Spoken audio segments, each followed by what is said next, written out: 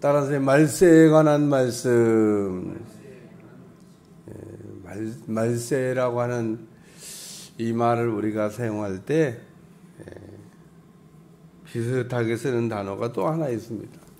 종말이라고 하는 말입니다. 그래서 뭐 말세론이다, 뭐 종말론이다 이래서 논자를 붙여가지고 말세에 관한 거, 종말에 관한 거를 정리하려고 그러는데 비슷한 뜻인가? 비슷한 것 같지만 조금 다릅니다. 이런 성경에 말하고 있는 말세 혹은 종말, 그 말세에 대해서는 예수님이 오신 때를 말세라고 얘기했어요. 성경이. 그러니까 예수님이 오신 때를 말세다. 예수님은 말세에 오셨다. 그럼 지금은 뭐라고 해야 되나? 말세 지말이라. 말세에서도 더 이제 멀리 왔으니까 말세 지말이라. 말세에서도 끝이 왔다. 뭐 이런 거 하나 정리할 수 있고, 종말론이라.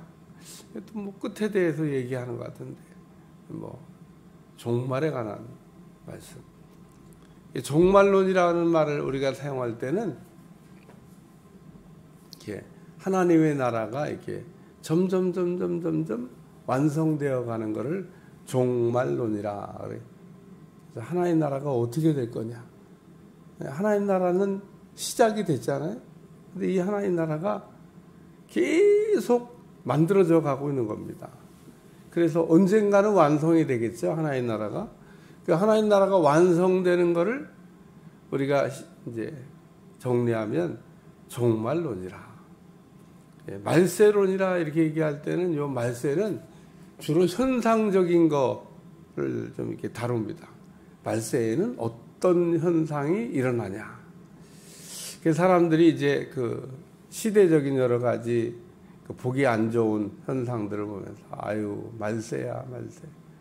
저는 이게 길 지나다니면서 이렇게 사람들 이렇게 쳐다보면 옛날 어른들이 했던 말 그냥 저절로 나와요. 아유 말세야 말세야. 옛날 분들 다 그 얘기하고 사셨어요. 세상이 점점 악해지고 있다는 겁니다.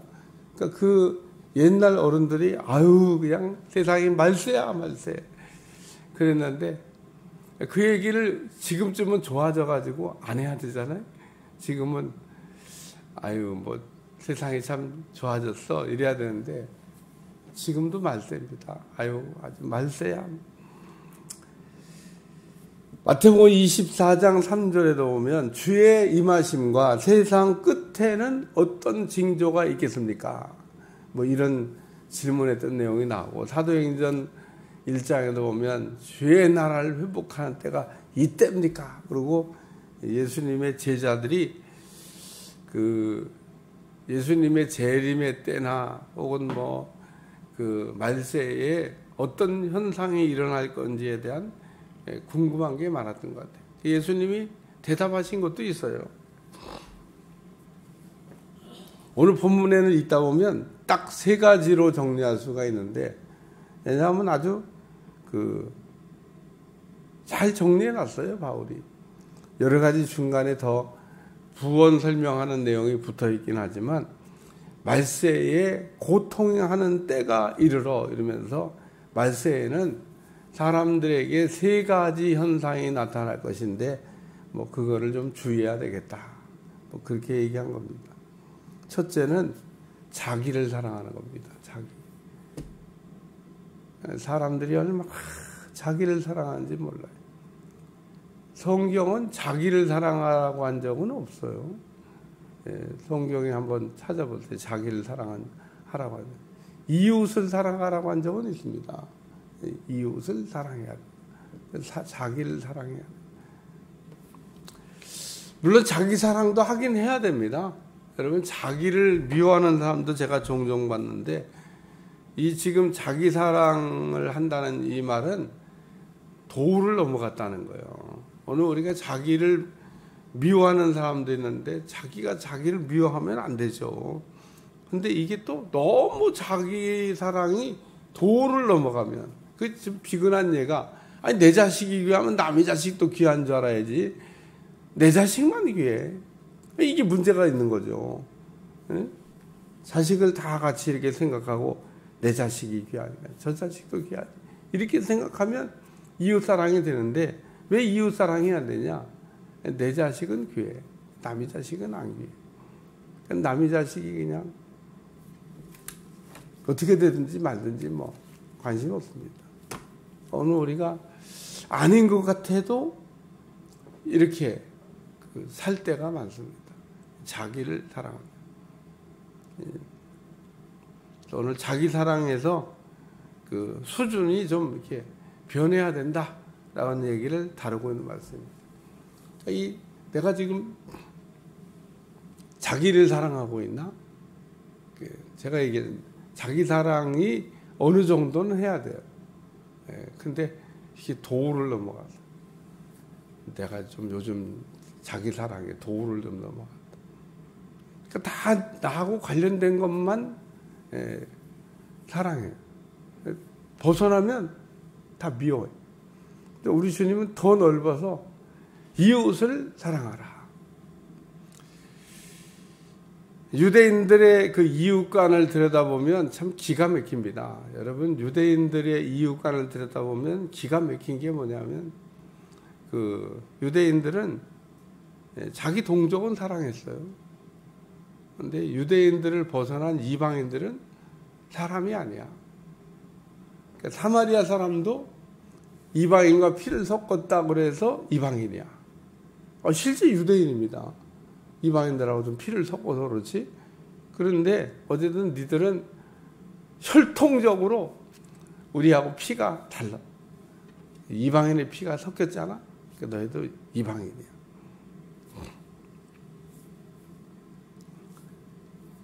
오늘날 유대인들은 뭐 여자를 따라가지고 유대인이냐 이방인이냐를 뭐 구별한다고 그럽니다만은 어쨌든 유대인들은 자기 동족을 뺀 이방인들은 인간이 아닙니다. 그러니까 바울이 이방인 선교를 갔다? 이건 뭐 바울이 미치지 않고야 할 수 있는 일이 아닙니다. 유대인은 절대 할 수 없는 일. 유대인들은 이방인의 집 근처도 안 갑니다.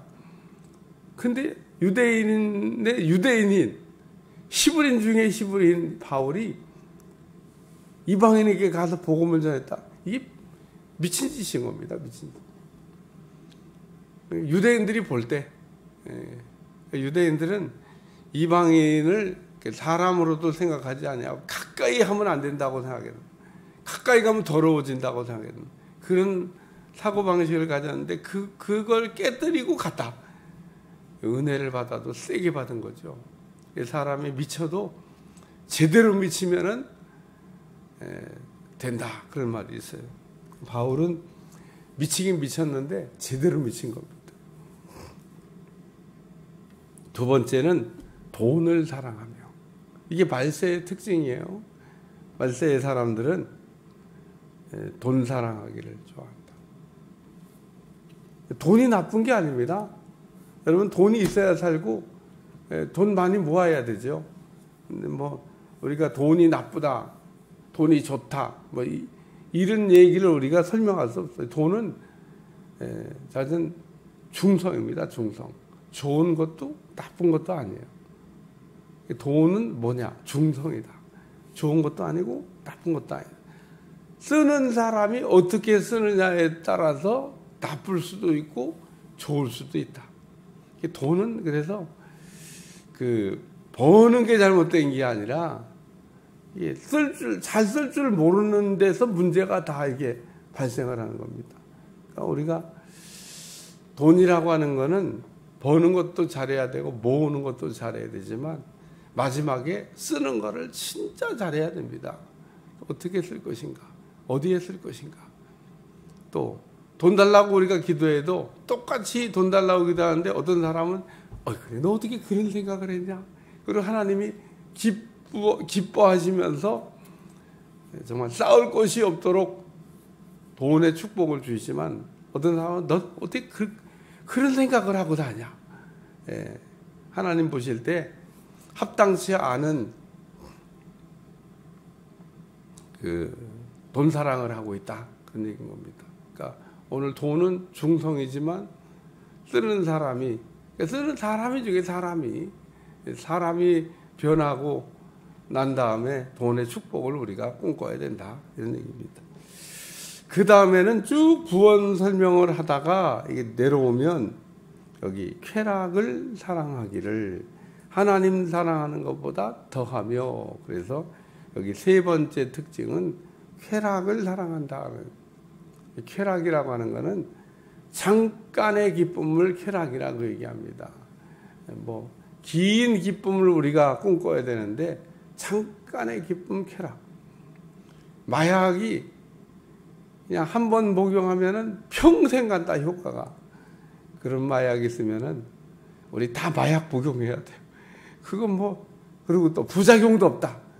마약에 대해서. 마약이 부작용도 없고, 한 번 맞으면 그냥 뿅 가는 게 평생 간다. 우리 다 맞아야 돼. 얼마나 좋아, 이거. 한 번 딱 맞으면 부작용도 없고, 뿅 가는. 근데 이게 평생 가지도 않고, 부작용은 뭐 엄청 심하고, 인간 다 망가집니다. 그러니까 국가에서 통제를 하고 하면 안 된다고 하는 얘기를 하는 거지. 그게 뭐 해서 좋을 것 같으면야 뭐. 나 국가마다 그걸 왜 통제하게. 전 세계 어떤 나라도 그거를 팔아먹는 놈조차도 지도 나쁜 줄 알아고. 아, 그러니까 더 나쁜 놈이지. 만들어 팔아먹는 놈이 그거 자기는 안 해. 진짜 나쁜 놈이야. 자기가 좋으면 자기 먼저 해야지. 에? 그게 그렇게 좋으면 자기 먼저 맞고 자기가 뿅 가야지. 자기는 안 합니다. 팔아먹으면서. 진짜 나쁜 놈인 겁니다. 남을 죽여서 저만 먹고 살겠다고 하는 게 마약 파는 놈들입니다. 그러니까 남을 죽여서 저만 먹고 살겠다고 하는 거. 이게 얼마나 나쁜 놈이에요. 정말 극약 처방을 해도 뭐 전혀 나쁘지 않아요. 그러니까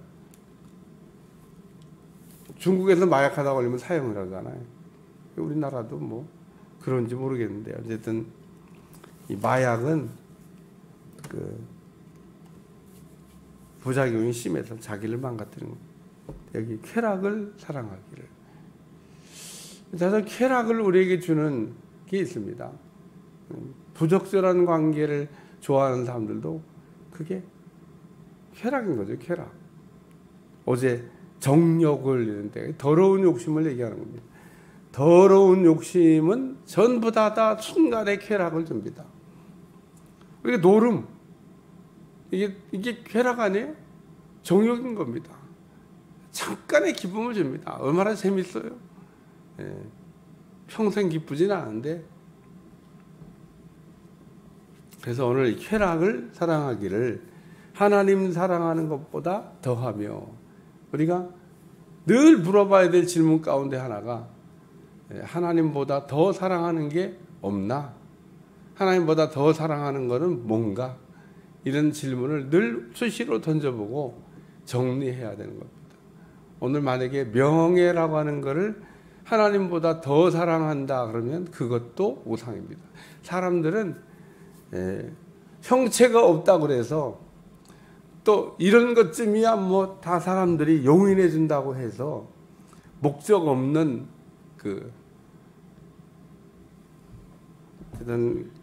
가지려고 하는 마음이 우리 가운데 있는데, 오늘 세상에 있는 것들은 우리에게 잠깐의 쾌락을 줍니다. 노름을 하든지 마약을 하든지 명예를 얻으려고 하든지 뭐 등등등등 해서. 그래서 모든 우상 숭배가 우리 인간들에게는 잠깐의 쾌락을 가져다 주는 특징을 갖고 있습니다. 말세에는 그래서 사람들이 자기 사랑하기에 빠지고 돈 사랑하기에 빠지고 쾌락 사랑하기에 빠진다라고 바울이 디모데에게 가르쳐줬는데, 이거는 뭐 영원한 교과서 같은 이야기인 것 같아요. 그 시대에도 그러지만 지금 시대에도 변함없는 진리. 그러니까 아마 주님 오실 때까지 오늘 말세에 그 사람들을 고통스럽게 하는 세 가지, 자기 사랑, 돈 사랑, 쾌락 사랑, 이것을 경계해야 된다고 한 얘기를 우리에게 다루고 있습니다. 오늘 우리가 신앙의 길에서 바로 가야 될 줄로 믿습니다. 기도하겠습니다. 하나님, 오늘도 귀한 말씀을 통하여 또 오늘 우리 자신을 돌아보게 하신 것을 감사드리며 날마다 주 안에서 온전하게 갈 수 있도록 도와주시고 하나님 기뻐하는 삶을 살도록 축복해 주옵소서. 예수님의 이름으로 간절히 기도하옵나이다. 아멘.